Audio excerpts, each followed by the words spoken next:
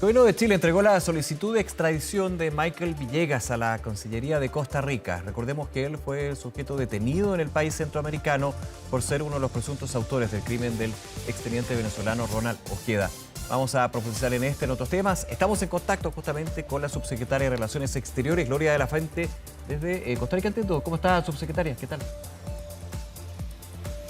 Hola Nicolás, ¿cómo estás? No, la verdad es que estoy acá en mi oficina en Santiago, llegamos perfecto. esta madrugada desde Costa Rica, sí. Estamos acá en la oficina hoy, es que estuvimos menos de 24 horas en rápido, Costa Rica, pero precisamente para hacer, pero para hacer entrega de esta solicitud de extradición del señor Villegas precisamente, y para además conversar con las autoridades precisamente de ese país y contarles la importancia que esto tiene para el gobierno y para el Estado de Chile, que se ponga a disposición a esta persona para que pueda ser juzgada acá, en territorio nacional. Sí, para aclararlo también, subsecretario, usted fue un viaje bien rápido, digamos, a Costa Rica. ¿Por qué tuvo que ir una alta representación de la Cancillería chilena para abordar un trámite que es muy importante, dado el caso también, pero es administrativo? Se podría haber solicitado la extradición vía otras fuentes, digamos, otras formas. Precisamente por la importancia que tiene esta situación para nosotros como país. Esto se trata no de cualquier crimen, es un crimen que se comete contra un ciudadano venezolano, un exteniente venezolano, pero además que estaba en condición de refugio en Chile. En las circunstancias en que esto ha ocurrido, sabemos que por supuesto además el expediente ha sido clasificado como secreto por el fiscal que lleva a cargo la causa, pero que entendemos que es de la máxima importancia y connotación, y en consecuencia quisimos ir desde una representación alta de la Cancillería por dos razones. Primero, porque había que entregar efectivamente el expediente de manera presencial. Eso es parte importante de lo que se establecen los requisitos en la posibilidad que tenemos de colaboración con Costa Rica, pero además porque era muy importante también agradecer y toda la colaboración que hemos recibido hasta acá de las distintas autoridades en Costa Rica, de la Cancillería, del Ministerio de Seguridad, de la Fiscalía, del propio Poder Judicial, que se ha llenado rápidamente a estas primeras etapas del proceso de extradición, pero luego también contarles la relevancia que esto tiene para nosotros. Y por lo tanto, contarles esa relevancia y hacer esta gestión nos pareció ameritaba tener la representación a alto nivel en ese país. A ver, la relevancia, ¿cuáles fueron los puntos claves? Le pregunto, subsecretaria, que se le transmitió a las autoridades costarricenses, y si eso puede de alguna manera generar una urgencia, digamos, al proceso de extradición, por ejemplo. Bueno, cada país tiene sus propios procedimientos y parte importante de lo que conversamos ayer fue precisamente eso, pero primero contarles efectivamente la situación en que se produjeron este crimen horroroso que ocurrió en nuestro país y las condiciones además en que esto se dio, un secuestro con resultado de homicidio, de las características particulares que tenía Ronald Ojeda. Luego, de manera muy importante también, la relevancia que tiene para nosotros. Nosotros no tenemos, y efectivamente se ha dicho en los últimos días que nosotros no teníamos convenio de extradición con Costa Rica porque precisamente no es una cosa que ocurre habitualmente con Costa Rica, pero claramente el crimen transnacional hoy en día y las situaciones en el fondo de movilidad nos producen también este tipo de situaciones. Y luego también era muy importante saber de cara con las propias autoridades, las autoridades costarricenses, saber efectivamente cuáles son los procedimientos que ellos en el fondo ocupan. Por ejemplo, la legislación específica que ellos tienen en torno a cuáles son las instancias por las que hay que pasar, la situación particular además de la persona que se encuentra hoy en día detenida en una cárcel de alta seguridad, y entonces nos parecía muy importante también además dar cuenta de que para nosotros es importante, respetando por cierto la autonomía y los poderes del Estado de otro país, que la colaboración de ellos pudiera en el fondo dar resultados ojalá al más breve tiempo posible, de acuerdo a las propias posibilidades de sus propias instituciones. Y hay un punto importante acá. Y esto es lo que les transmitimos y por lo tanto fue muy importante. Y luego, y nuestro equipo, yo llegué hoy en la mañana, muy temprano en la mañana de vuelta, estuvimos menos de 24 horas, pero una parte también de nuestro equipo se quedó en conversaciones en otras instancias, ¿no? Con la Fiscalía, las conversaciones de carácter más técnico, que nos permiten también ir viendo cómo en la eventualidad de que se produzca esa extradición, cuáles son los procedimientos entonces que nuestro país tiene que seguir. Claro, y me imagino que también es relevante, subsecretaria, lo previo a la extradición. ¿A qué me refiero? Ahí usted me corrige, pero entiendo que esta persona, Michael Villegas, no cometió un delito en Costa Rica, por lo cual fue detenido más bien por la alerta que había emanado Interpol justamente a través de las autoridades chilenas. Por ende, al no cometer delito, está a la espera de lo que es el proceso. ¿Es relevante eso? Así es. Ahora, esto es muy importante y eso es una parte importante del agradecimiento nuestro también a las autoridades en Costa Rica. ¿Por qué razón? Porque efectivamente esta persona, dada la alerta internacional de Interpol, fue detenida, pero no por esa razón. Fue detenida porque en el fondo estaba finalmente vulnerando o cometiendo una falta de carácter migratorio.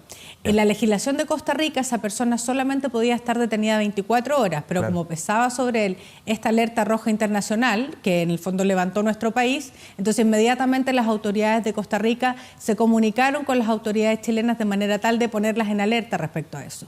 ¿Qué supuso eso del punto de vista nuestro? Y aquí quiero destacar también la coordinación extraordinaria que había entre el Poder Judicial, entre la Fiscalía y las autoridades del Ejecutivo, precisamente para poder generar en primera instancia, y fue lo que hicimos rápidamente el mismo día en que fuimos notificados, hacer una solicitud con fines de extradición, una solicitud de detención con fines de extradición.